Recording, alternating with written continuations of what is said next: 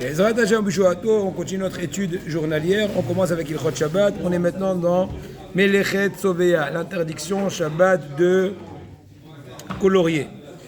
Asur na Torah litzvoa betzeva mitkam. On n'a pas le droit, selon la Torah, de colorier, imaginons un tissu, etc., avec une couleur qui persiste, pas une couleur temporaire.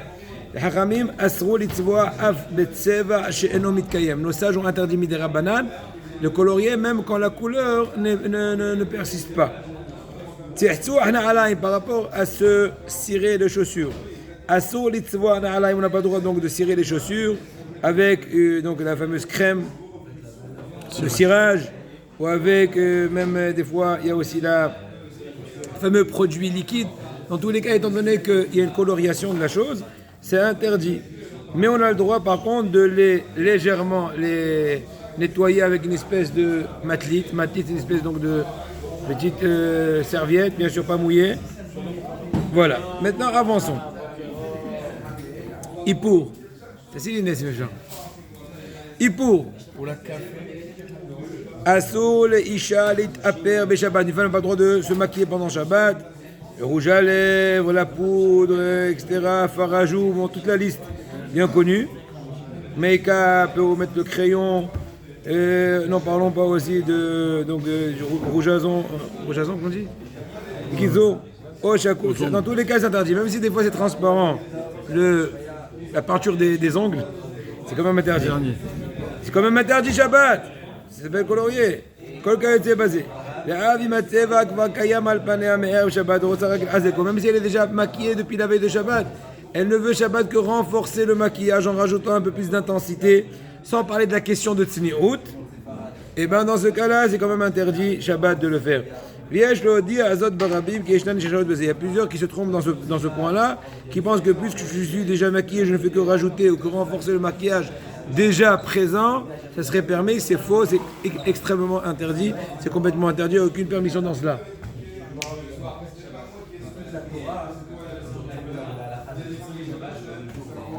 Je vais pas tout faire, Maxime. Je vais pas tout faire. Moutar le isha, la tête al panea afkat poudra shenam rovevet mesha. Bon, là, il y a un avis qui permettrait cela, mais c'est un peu discuté. Et qui permet de mettre de la poudre qui n'est pas mélangée avec de la crème, etc. Mais bon, pour ne pas rentrer dans des sujets pas évidents au niveau ilchatique, pour l'instant, il faut savoir que c'est pas évident. Moutar le isha le chol rimon au sedek. Une femme a le droit de manger, de consommer pendant le Shabbat de la grenade ou de la betterave. Bien qu'en cela, elle va se rougir les lèvres. Ça s'appelle le rouge à lèvres naturel. Il n'y a pas de problème, puisque cette colorisation qui se fait, elle est comme des rabanane, et en plus, elle ne dure pas. Et c'est pas une façon de colorier, et on n'a pas l'intention de colorier. Donc voilà, tout ça, les bonnes raisons de permettre la consommation, même si dans le résultat de cette consommation, il y aura un certain, comment dirais-je, rouge à lèvres. Avançons, chers amis. Mi shenotef lodam otamo. C'est quelqu'un qui a du sang qui coule de son nez, n'est-ce pas? Ou du doigt qui coule du sang. Eh bien, il a le droit de mettre un morceau de papier pour bloquer le sang, pour arrêter le sang. Et donc, on n'a pas besoin de craindre que le Kleenex, le papier, va rougir, va être colorié par le rouge du sang, étant donné que on n'a pas l'intention, etc. Pour le même principe de tout à l'heure avec le rouge à lèvres. Mais c'est mieux, il est préférable qu'au préalable, la personne au début se nettoie un peu le nez coulant de sang pour enlever un maximum de quantité de sang, et ensuite mettre le Kleenex, et même si le Kleenex se remplit de sang et va donc être rouge, il n'y a pas de problème. Il n'y a pas d'interdiction de colorier des aliments. Bien que Shabbat n'a pas le droit de colorier, mais par rapport aux aliments, il n'y a pas de problème. Exemple pratique. On a le droit de donner du kharkoum. Comment dire kharkoum en français? Le jaune là. Curcuma dans un plat. Donc l'ichénie, attention, parce que les gens ont un problème de bichoul. étant donné que le cumin n'a pas été au préalable cuit. Et si tu le mets dans Kli Rishon, il va se cuire, donc c'est interdit. Mais si dans Kli Sheni, dans le cas où il n'y a pas de doute de cuire, il resterait juste le doute que tu es en train de colorier, de jaunir ta pomme de terre ou j'en sais rien. Il n'y a pas de problème Shabbat. La même chose le pétel. Oui. Ou bien de mélanger du vin rouge avec du vin blanc. En ayant le but de rougir un peu le vin blanc avec le mélange du vin rouge. Tout ça c'est permis. Attention, je rappelle que, bien que c'est la stricte loi que la vie du Ben Ishai et d'autres, c'est d'être mahmir au moins les khat'ila. Donc exemple, si je me prépare un pétel, il vaut mieux au préalable de mettre le concentré du pétel, donc du Sirosport, grenadine, je ne connais pas la marque Sirosport. Non, ils disent que non, un truc français. C'est français Sirosport. Tesser. Ah, ça te parle. Voilà, Tesser. Tesser. J'achète. Voilà, d'accord. Tesser. Donc, tu mets de la grenadine par exemple. Il faut au préalable verser ton sirop dans le fond de verre et ensuite rajouter ton eau. Et pas à l'inverse. Parce que quand tu mets de l'eau, ensuite tu verses le tesser, tu es en train de colorier. Bien que sur la stricte loi, il n'y a pas de problème, parce que NCA Khalil. Mais pour être hochèche à ceux qui pensent qu'il y a un doute, donc pourquoi pas le gagner. Donc ce qui m'arrive moi aussi, c'est que Shabbat, imaginons tu as la fameuse bonbonne d'eau chaude, quoi, avec le petit robinet, le kumkum, et tu te prends de l'eau chaude, et ensuite je prends un autre verre. À la rigueur, j'aurais pu dès maintenant, dans mon verre, imaginons maintenant, j'ai reçu de l'eau chaude dans ce verre-là. Ça s'appelle Kelisheni ce verre-là. Je peux à la rigueur prendre du concentré de thé, imaginons. En général, je prépare à la veille de Shabbat, du thé avec une ou deux sachets, bien un peu concentré. Je rajoute un peu, c'est du pétel quoi. Du pétel de thé quoi. Du sirop de thé. Pour un peu donner du goût et de la couleur de thé. Donc j'aurais le droit. Pourquoi ? Parce qu'au niveau de bichoul, c'est Kelisheni. Et au niveau de colorisation, ce serait permis. Mais pour gagner la vie, qui dit qu'il y a un problème de colorier, je prends un second verre. Après avoir reçu mon eau dans mon premier verre, je prends un second verre. Là-bas, je mets au préalable le sirop de thé, entre guillemets. Et ensuite, j'y rajoute l'eau chaude. Pour gagner, le tzovéa. Le Hénin du café. Hein ? Le Hénin du café. Oui. Il faut d'abord... Si c'est du café turc, Non, pas café turc. soluble. Normalement, il n'y a pas de problème. Il est cuit, c'est ça ? Normalement, oui, s'il est cuit. Normalement, il est cuit. À ma connaissance, il faut vérifier tous les différents cafés.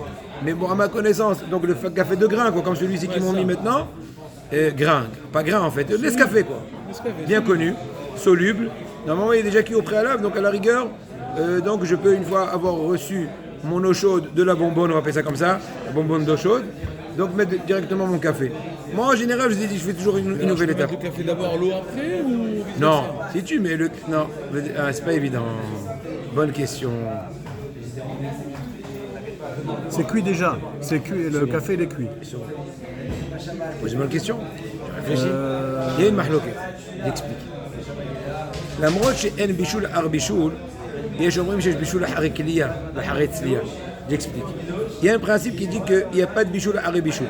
C'est-à-dire qu'une chose qui est solide, qui est déjà cuite, même si elle a refroidi, Shabbat, il n'y a pas de problème de le remettre dans des conditions de réchauffage maximales. À condition, encore une fois, que ce n'est pas Mehzekem Vachel, tu n'as pas l'air d'être Vachel. Toutes les conditions sont rentrer maintenant dans les détails. Par exemple, un exemple simple, sans trop se compliquer la vie. Tu as un morceau d'omelette. D'accord ? Un morceau d'omelette. Donc il est froid, il est cuit, au préalable, complètement cuit. Il est froid. Tu le mets sur la plata pour souder chichit.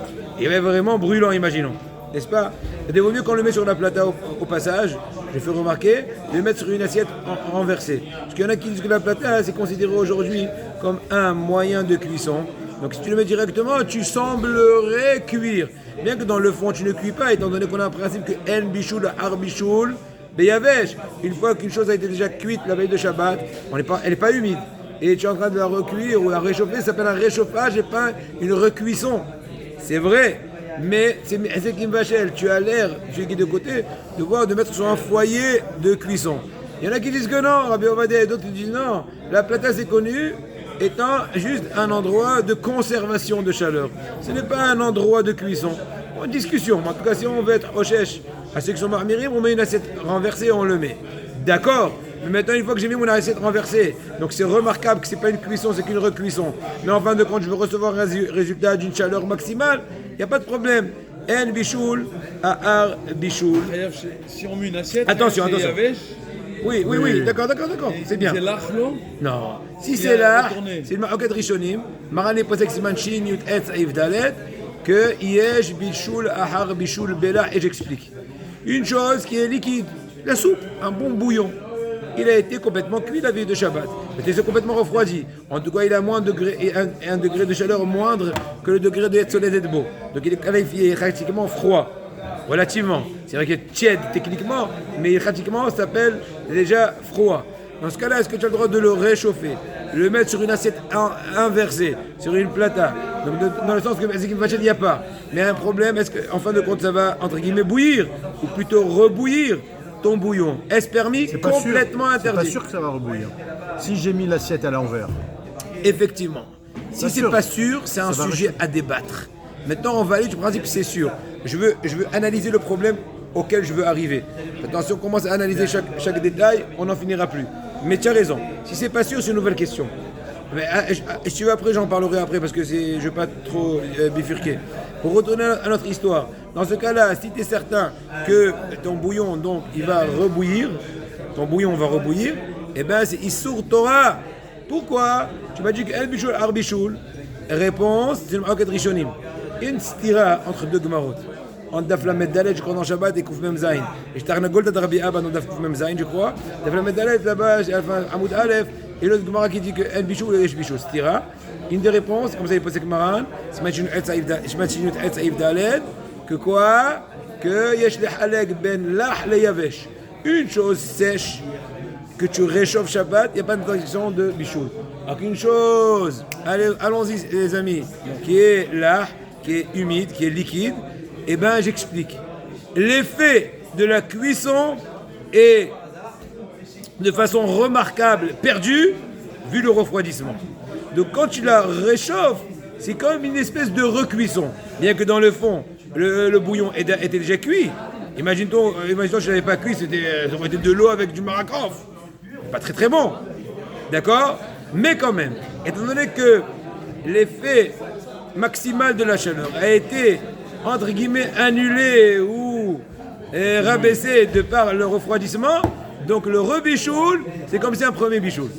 Même s'il n'y a pas si ça boue pas. Même si ça boue pas. Non, cher ami, si tu es certain que ta plata va amener ton bouillon à un maximum de 25 degrés Celsius, imaginons le cas, même si tu laisses 3 heures, ça ne va pas dépasser, il n'y aurait aucun problème à la rigueur. Encore une fois, avec l'assiette renversée, etc. Mais si tu sais, comme ça c'est la majorité des platotes, tu mets, imaginons un bouillon pendant 2 bonnes heures, même pas besoin de 3-4 heures, même 2 heures, même 1 bonne heure et quelques, ça dépend de la puissance de la plata plus ou moins. Moyenne plata, eh ben, t'as du chaud, hein. Non, mais ça boue pas. Ouais, chaud, mais c'est pas ébullition. Oui, mais ça arrive à 45, 50. Ça boue pas. Le mot bouillir, tu m'as pris au mot, laisse tomber. Et ça arrive à 50 degrés? Oui, c'est fort possible. Donc c'est le Nedbo. Quand je dis bouillant, en fait, c'est une traduction libre du mot Yet Soled Nedbo. Il faut y être sur le Nedbo. Oui, c'est le critère de décision. C'est pas évident. Donc maintenant, vis-à-vis de ta question tout à l'heure, que tu m'as dit, non, si je suis, moi je transforme et je vais un peu plutôt déformer ta question dans le sens suivant. Quelqu'un il te dit, écoute, j'ai oui une plata, et elle est puissante, et au bout d'1 heure et quart, elle va tout faire bouillir. Ouais, le bouillon. Mais moi, je vais être vigilant. Je vais me mettre à côté pendant quelques bonnes minutes, touche de temps en temps. Loin, c'est loin. Et à un certain moment, quand ça commence un peu à être chaud, je l'enlève. Tiède, je l'enlève. Est-ce possible? C'est un peu ta question, mais toi, tu m'as dit que c'est un doute. Moi, je te dis maintenant même plus que cela. Tu es un gardien. On n'est pas à Shabbat là. Hein. On est Shabbat. Quoi, il a. Non, je reprends le cas. On a un bouillon froid. Tu sors du frigidaire, Shabbat matin. Ok. Et tu veux le manger d'ici 2 petites heures ou d'ici une petite heure. Tu veux un peu le réchauffer. Maintenant, le problème, est-ce permis a priori? On a dit non. Parce que Yesh Bichoul Ar Bichoul. C'est un liquide. C'est un liquide. Si c'est recuit, on est cuit. n'est-ce pas? Maintenant, toi, tu dis oui, mais il n'y a pas de problème, Rav. Moi, je vais rester aux aguets. En général, pour rebouillir, pour reprendre des 40 degrés, on va dire par exemple, ça va prendre au moins 35 minutes. Moi, je reste aux aguets pendant 25 premières minutes, voir ce que ça bouge un peu, et à la 27e minute, par exemple, j'enlève. Est-ce bon ou pas? Réponse est interdit. Pourquoi? Parce que nos sages craignent que tu vas t'oublier. Et puis Ta femme va te dire, André, viens m'aider à ranger les lits. Je dis, ouais, j'arrive. Bah, et puis tu fais avec ton opération, c'est comme si tu étais un thermostat humain. Baruch ata Adonai. C'est vrai ou pas? Je connais d'autres. Amen. J'attends tous les matins ta salutation. Quand tu me salues pas, c'est. Tu as une doléance ou là? Non, que devant. Non, tout va bien. Non, je suis content. J'ai peur de toi. Non, j'ai petite doléance, Raphaël. J'ai des vestes ici qui sont là depuis 2 ans. Béhoum, et on fait la moitié. Je vais les vendre et vous donner Voilà, on fait la moitié. Tu dis Nizrok et Ouais, c'est le bien.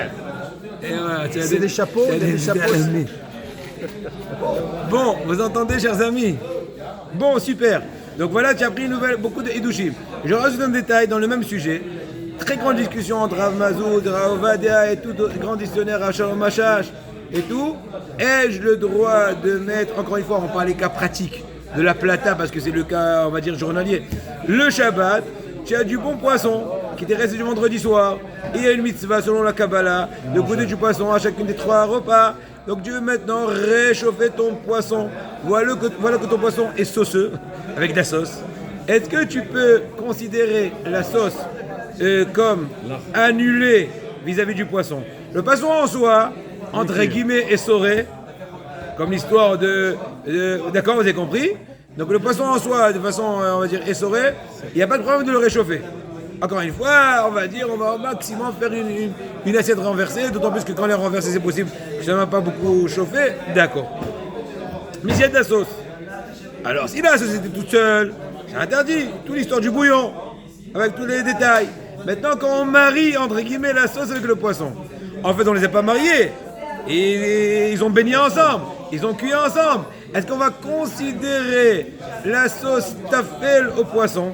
Tafel dit donc minime, annulée, elle va au passage ou pas? Question. Rabbi Ovadia y penserait que si c'est une minorité, sans rentrer dans l'histoire de pourcentage, parce que même dans Rabbi Ovadia, il y avait une première notion, première version, après quand il a un peu plus vieilli, il a une autre version. Ça, lui, il permettrait. Dans certains cas, en tout cas, quand la sauce, on va être au moins le plus prudent possible, est assez minime. Il y en a qui ont exagéré, ou je ne sais même pas, ils s'appuient exactement. Je ne sais pas dire qu'ils ont exagéré, qui ont poussé la coula, ils ont dit qu'on peut, même si la sauce est assez importante et remarquable. Par contre, Rav Messas, Rav Moshe Levi, il me semble, Rav Mazouz, Roulel, ils sont complètement pas d'accord. Il dit non, Papitom, qu'on va considérer la sauce annulée au poisson. De même que la sauce aurait été traitée toute seule, et ben elle aurait été considérée comme un liquide et donc interdit de la réchauffer jusqu'à Yatsoledetbo, et ben le poisson ne va pas régler le problème. Voilà, Rabotaï, sans vous rendre compte, on a appris des notions très détaillées avec les poiskim, avec la pratique. Ah, milliards de dollars. Weiter. Merci à Hachem. Évidemment, je vous explique pourquoi je suis venu avec beaucoup d'énergie. Parce que là, à quelle heure il est? Il est 10h moins 20. Je suis déjà surpris, c'est plus de 5 heures. Pourquoi?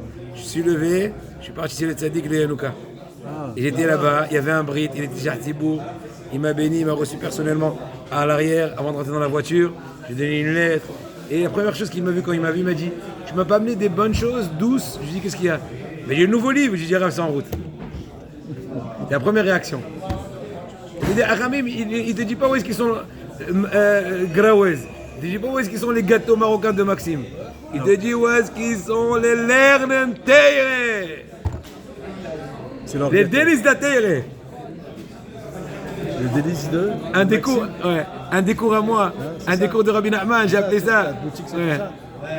Moi j'ai appelé ça les délices de Rabbi Nachman quand je faisais les cours. Bon, j'aime plusieurs genres de délices. Il faut donner des délices au corps. C'était où la boutique? 19e. Où ça? Rue Crimée, rue Petit. Ah oui. Rue Crimée, Rue Petit, rue on Petit. passe les comptes. Bon, de toute façon, Pas loin de l'autre là. Attal, non? Comment il s'appelait? Attali. Non, pas loin. Il y a 2 ans. Oui. Ah ouais, d'accord. En demain, tu vas recevoir un plateau. Non, il a décroché, ça y est, Mathieu. Et hier, vous avez dit, écoutez, chers amis, avant-hier, je vais vous dire un truc, vous va un peu rire. Je ne vous ai pas raconté ça. Avant-hier, il y a un élève à moi qui m'appelle. Un élève. Non, jeudi, j'aurais fait un jour de kef, je l'ai déjà raconté. Ah, je donne. Il m'appelle en demain, il me dit je dis bonjour, j'ai dit ça va mal, dès que bonjour, je l'ai pas aimé. Je dis qu'est-ce qui se passe? Il m'a dit je peux pas venir aujourd'hui, je dis pourquoi? Il dit c'est l'anniversaire de ma femme, je la prends de côté. Je dis quoi? Répète. Mais anniversaire Bzat, tu peux la prendre à 4 heures? Je comprends pas. Après je lui dis Mazato, j'ai raccroché. Je lui dis attends moi, ce soir là, j'avais 25 ans de mariage, mes enfants ils m'ont fait rentrer à la maison plus tard. Et déjà j'étais historique toute la journée après les cours, le cours de Otrot Haïm, le cours de Parashat Shavua sur Purim, et des trucs, j'arrive à 8h, mais les parents me disent papa, va au Beth Midrash, je suis trouvé jusqu'à 9h. Et pourquoi j'ai parlé de tout ça? Bon, Hachem, ils ont préparé un très beau gâteau. Moi, j'ai une fille qui est pâtissière. Bon, Hachem, bon un truc. Ils ont fait toute une soirée, ça m'a beaucoup réchauffé le cœur. Et ça m'a en fait éveillé à remercier Hachem. Tu vois comment les années s'écoulent, une après l'autre. Ils ont fait tout un film de l'enfance, de la jeunesse, le truc, le mariage. Très émouvant.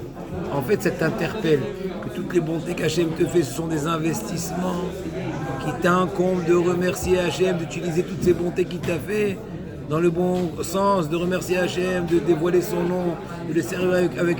Donc quand tu vois le tzaddik, tu reviens pimpant de force. Voilà, c'était un peu pour faire partager. Mais, je vous ai mis dans la sauce.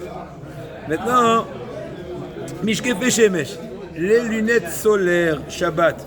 A-t-il un problème? Réponse. Comment ça s'appelle en français les lunettes qui deviennent noires? Change de couleur. Ouais. Voilà, qui change de couleur. Hein? Et réponse, il n'y a aucun problème de le mettre Shabbat. Pourquoi? Pourquoi? Je te pose une question, Raphaël. Pourquoi il n'y a pas de problème de porter des lunettes qui changent de teinture, de teinte? Quand ils sont au soleil, ils deviennent... C'est le soleil, on peut les vacher voilà. avec le soleil. D'ailleurs, c'est pas acheter Shavua. Tout le Mechet Shabbat. C'est marqué, non, qui dit ça en long et en large. Qui comme Melechot Shabbat, Abadou Bamishkan, on a pris du Mishkan, Mechet Shabbat. Vatzvi'a Bamishkan a été allé de Homer Mamashi. La colorisation au Mishkan était par une matière qui était concrète. Ouais, là, c'était quoi? C'était quoi? C'était des plantes qui faisaient grandir, ils les coupaient, ils en faisaient de ça un fond de teint, etc. Par exemple, ils ont teint le Techelet, Argaman, le Hachani, etc.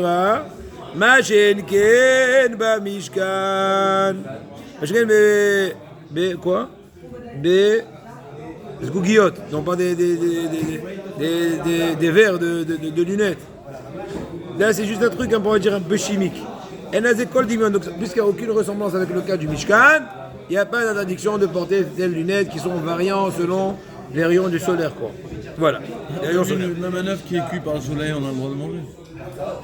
Oui, s'il est cuit directement, pas par la chaleur du sol, qui a été chauffé au préalable par le soleil, mais tu l'as mis en face du soleil. Parce que si tu chauffes l'œuf de par la chaleur d'une chose qui a été chauffée par le soleil, Achamim m'ont interdit. Tout le date à Shemesh, à tout le date à Or. Quoi? Par l'intermédiaire de miroirs. J'ai le soleil qui arrive. Comme la loupe. Voilà. Je me rappelle mon père à la Vajal, il me faisait tout ça. Mon père c'était notre prof, entre autres de biologie ou de chimie, sciences physiques. Donc il disait venez les enfants, venez. Oh, Belibki, viens ici. Arrête pas avec Mar'eli, viens ici. Pas de bouse. Aboudaï, les saboteurs vont être punis gravement. Tout le monde lui cette année. Les saboteurs seront les payeurs. Non, lui cette année l'évalue. Il avait l'air sévère, mais tout le monde l'aimait. Et il est très très gentleman. Mais Kitso, il aimait toujours nous faire la démonstration de la loupe. Venez, un très grand terrain au complémentaire, avec la loupe, et ça brûlait le papier et tout. Il avait une couleuvre, je sais pas si tu te rappelles, qui était dans l'acide citrique. Il aimait bien aussi nous expliquer la dissolution du sucre.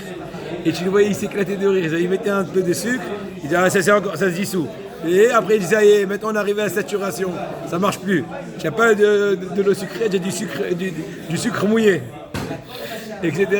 Bon, voilà. Non, mais mis à part ça, ça existe dans le commerce des fours solaires. Ceux qui sont dans la nature, ils ont Les pas capteurs solaires, quoi. Comme le douche mèche pour te doucher, quoi.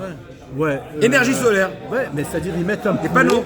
Des panneaux. Ils mettent un poulet avec tous les miroirs et tout ça, ça chauffe, ça brûle, C'est ça pas chez cuit. moi, là, c'est peut-être tout le là. C'est pas direct. Je répète. Quand c'est une Ça dérivée. existe dans le commerce. Hein. Oui, mais Shabbat, la question est est-ce que Shabbat c'est utilisable? Réponse non, étant donné que Hakamim ont fait un décret que si je te permets d'utiliser une dérivée du soleil, tu vas venir réutiliser une dérivée du feu. Or, dérivée du feu, c'est sûr qu'il y a une interdiction de la Torah de cuire avec. Exemple, le feu, on sait très bien c'est quoi. Tu prends un œuf, tu le mets au feu.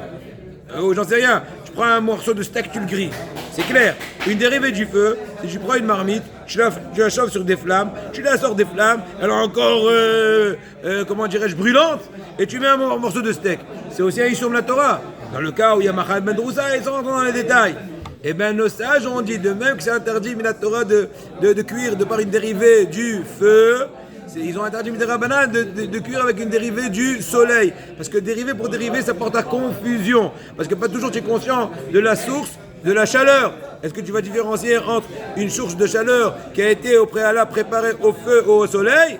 Donc nos sages ont dit, calmos, si je te permets d'utiliser on va dire tes panneaux solaires par exemple, tu vas venir demain utiliser la marmite qui a été brûlante 3 minutes avant sur le feu.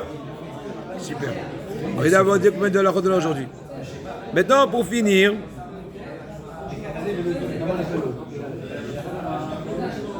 bon, ça, je ne lui connais pas la vérité.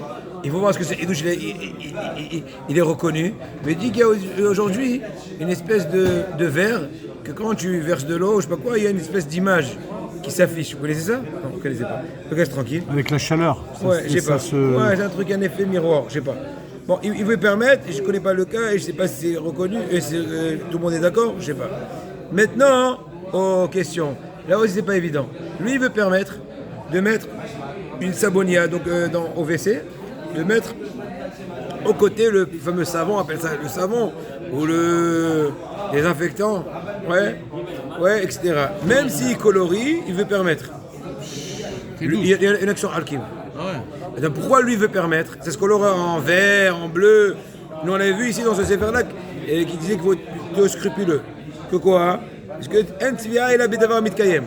Déjà, pour être passif d'interdiction de colorier, tu peux pas t'imaginer, je suis obligé de m'arrêter. Mon kiff, la vérité, j'espère que vous me croyez, quand je vois que tout étudie bien, pour moi, c'est le paradis. Si je vois qu'il manque un ou deux, ou il y en a qui papotent, ça me sort de mon humeur. C'est incroyable. À Botaï, la sensation de responsabilité, c'est inexplicable. Alors, d'un côté, tu as l'air passif, tu bouges pas, tu fais rien, mais ta tête, elle est tout le temps avec tes enfants. En fait, c'est des enfants. Tu les aimes pas comme tes enfants, tu pourras pas les faire grandir.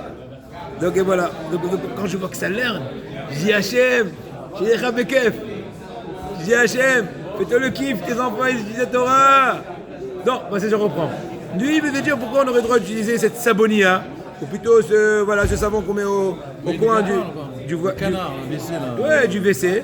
Et réponse, parce qu'il n'y a pas de sira que d'avoir qui mitkayem. Or là, c'est pas mitkayem. Ça tient pas, c'est quoi, 2 minutes après, hop, au prochain tirage de chasse. Et Vekan, en amayim mitkayemim la neshbachim kol shimush. Vegam atzvi'a ibigrama. De par ailleurs, il veut dire aussi que la colorisation a été faite de façon indirecte. Qui a tiré la chasse, qui a fait couler l'eau, qui a touché le savon, qui s'est colorié. Et donc si on mettrait des khatrila, un cube dans la chasse, c'est plus oui, kol hakavod. En tout cas, tu n'auras pas cette réponse.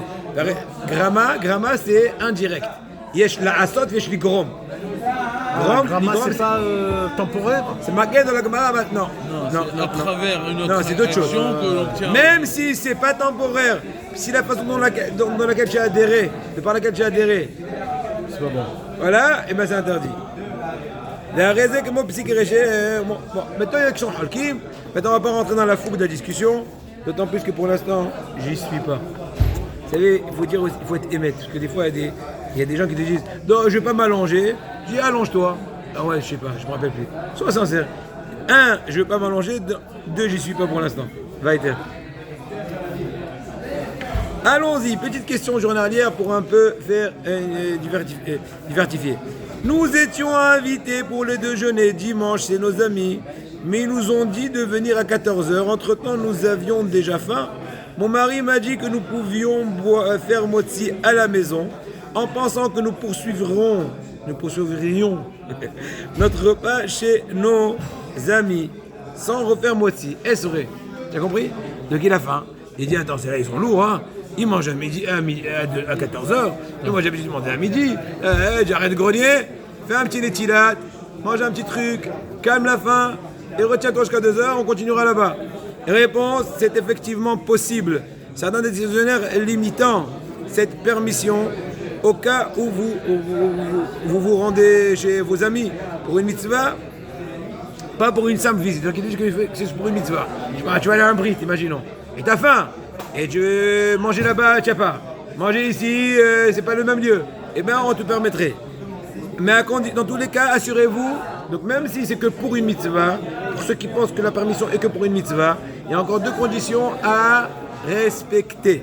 Primo, de manger kazaït chez vous avant de partir pour votre bracha prenne.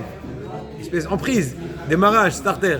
Secondo, chez vos amis, vous devrez également remanger kazaït pour faire le birkat Amazon. Donc 2 points. Kazaït et kazaït, sur mitzvah, cas de force majeure. Petite question. Autre petite question. Mon mari rentre parfois tard de la synagogue le samedi soir. Et j'ai envie de commencer à lancer une machine ou à cuisiner sans dépendre de son retour. Ai-je droit de faire l'Havdalah? Est-ce que je dois faire l'Havdalah au préalable ou non? Je ne suis pas dépendant de l'Havdalah. Je dis juste pour Ramavdil. Réponse, il n'est pas nécessaire de faire Havdalah. Après l'heure de sortie du Shabbat, vous direz la phrase suivante, Baruch Ramavdil ben Kodesh Le'ol, sans Shem Hashem, n'est-ce pas? Et vous pourrez effectuer tous les travaux que vous souhaitez. En revanche, cela ne vous dispense pas de vous acquitter de l'Havdalah, et qui reste obligatoire lorsque votre mari sera de retour. Et autre chose, comme tout juif, n'ayant pas encore fait l'Havdalah, vous ne pourrez pas ni manger ni boire, sauf de l'eau, tout en sachant que selon le kabbaliste, l'eau est également à éviter avant la Havdalah, selon la Kabbalah. Jusqu'à ce que votre mari fasse la Havdalah à la maison. Extraordinaire. On a appris aujourd'hui à Botaï plein de Hidushim, rendez-vous compte, incroyable. Tout ça c'est Esed Hashem, c'est le Shefa qu'Hashem donne, la bracha qu'Hashem nous donne. Une petite halakha maintenant dans Shmirat Halashon. Petite halakha. Amsaper Echilut, Adam Shna'aselo Avel, Vumvakesh Avero Shigalelo, Miasa, et Tavarazé. Je t'en prie, dis-moi, c'est qui m'a fait ce mauvais coup? Il n'a pas le droit de dévoiler, c'est qui l'auteur du méfait? Même si tu te sens soupçonné, et que si je ne vais pas me décharger du soupçon, ça met mal vis-à-vis de lui. Rien, non. Au mieux, tu peux dire c'est pas moi. Mais dire c'est qui, oui. Bien sûr, on parle que dans le cas où que le dévoilement de l'auteur du méfait n'a aucun fruit, n'a aucun intérêt, donc c'est interdit de le dévoiler. Cependant, en revanche, si celui qui te pose la question, je t'en prie, Abraham, dis-moi, c'est qui m'a fait ce sale coup? Je veux essayer de me faire payer, que ça ne reprenne pas une autre fois, etc. Que ça ne récidive pas, etc. Alors, c'est bon. Ça rappelle Rabbi Shimon Gigi. Et c'est qu'est-ce que c'est? Ça rappelle Avonot de Yoshev Mezia. Gam Saouna, Gam Kaparat Avonot, Gam Lernen. Gan Eden, c'est quoi Gan Eden? Nous avons une fois Rav Dessler, je lui ai ramassé Gan Eden. Il leur a dit Stander, Sigaria, et Masechet Nedarim. Il m'a choisi, il a dit chez la Osea Avla, les Shem Toelet, par exemple, il va le convoquer au Bedin, etc. Chez une Toelet. Donc là, j'aurai le droit de, oui, le dévoiler, qui est l'auteur du dommage, de ceci, de cela, afin que l'autre va se faire dédommager, ou va faire fin à une récidive. Il va faire qu'il n'y ait pas une récidive. Rivka, voilà un petit exemple. Elle a vu dans un magasin des réitim des meubles. Qu'est-ce qu'elle a eu là-bas? Dans un truc, elle avait shrafraf. Katan, c'est une espèce de petit tabouret. Sama, chez Matza El Beina, elle a aimé, elle voulait l'acheter. Il était allé donc il a dit je vais l'acheter. אחרי שסיכמה עם המוכרת המחיר שעלה לשלם, קיבלה להם הפתעתה כי שכחה להביא עימה את ארנקה. Une fois qu'elle était prête, combien ça coûte, monsieur? Ça coûte, imaginons, 25 €. Ou j'ai pas mon argent. Et attendez-moi, je reviens, j'habite dans l'immeuble d'à côté, je vais amener des sous et j'arrive. כיוון שלא רצה לטעות קינתה השערה ויפה, כשאני למוכר, שישמור אותו למענה, si vous pouvez mettre de l'autre côté, ne vendez pas, j'arrive tout de suite. Je promets, j'arrive tout de suite. Et maintenant, un peu après que cette madame a quitté le magasin, elle est rentrée une autre dame, madame Michaeli. Voilà, elle a acheté en fin de compte le tabouret. L'autre, il est impatient, il va pas attendre jusqu'à la nuit. Berek Shava Rivka, donc quand prévu, Rivka lui avait demandé, imaginons, d'attendre jusqu'au soir. Elle arrive, dit bonjour, il n'y a plus de tabouret. Donc voilà, pourquoi tu n'as pas attendu, il a dit que faire, etc. Mais qui sont, il revient. À Mocher, maintenant le vendeur il était tellement dans la fougue, pour ne pas se déculpabiliser, il lui a dit je voulais vous attendre. J'ai même dit à madame Michaeli que le tabouret était vendu déjà. Mais que faire? Elle n'a pas voulu m'écouter. Elle a mis l'argent et elle a pris le tabouret en partant, en vitesse. Dans ces paroles-là, le vendeur a transgressé l'interdiction de Rechilut, colportage. C'est vrai que madame Michaeli ne s'est pas bien comportée, mais c'est pas pour autant que ça va te permettre de vouloir la ressalir entre guillemets vis-à-vis de sa copine, qui s'est sentie maintenant, comment dirais-je, heurtée de par son comportement. Vous avez compris, chers amis? Parce qu'il a donné son nom. Parce qu'il lui a dit oui, parce que avoir rempli l'enveloppe, elle m'a doublé, elle m'a ceci. Un petit mot de Rabbi Chaim. Et s'il ne donne pas le nom, il ne dit pas c'est madame Marc. Et pas censé la détecter, c'est ça? Aussi. Non, je te pose la question. Non? Oui. Si elle sait pas, il n'y a pas de Si elle n'a pas, si elle n'a pas de façon de détecter c'est qui, et elle ne dit pas de nom, oui. Parce que là, ça reste dans l'anonymat. Ah oui. Il n'y a aucun problème. Après, il nous dit, dans Sefer Hagan, Haber היה קדמון מאוד, הוא מובא בגן אברהם סימן צדיק עת, הלכות תפילה. qu'est-ce qui est marqué dans Sefer Hagan? כל אדם יאמין שהדלות, ויקרות ומיתת בניו עד שלום באים לאדם, ואין לו להצלחה משא ומתן שלא בעבור שאינו מתפלל במקום קבוע. L'importance de fixer un lieu pour ta tefila, autrement, Shalom, tout à l'heure, ce qu'il a dit, je ne vais même pas la traduire pour ne pas effrayer personne, mais des trucs incroyables. Si jamais des fois il lui arrive de prier, en particulier à la maison pour une cas de force majeure, eh ben,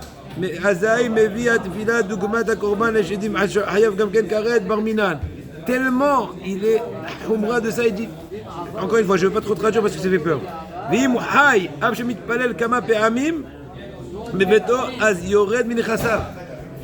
Même s'il a été passible de mort, eh ben il va perdre Hashem, c'est bien, allez-nous.